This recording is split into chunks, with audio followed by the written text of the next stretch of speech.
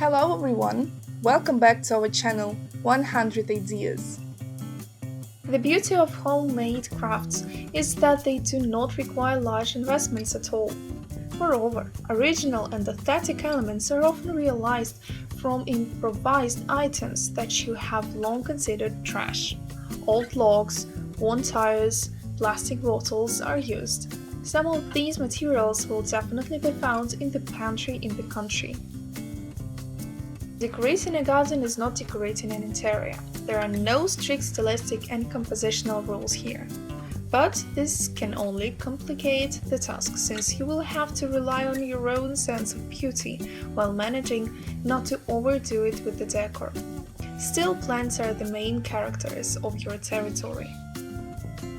However, you need to take into account the general style of the site as well as the design of the house.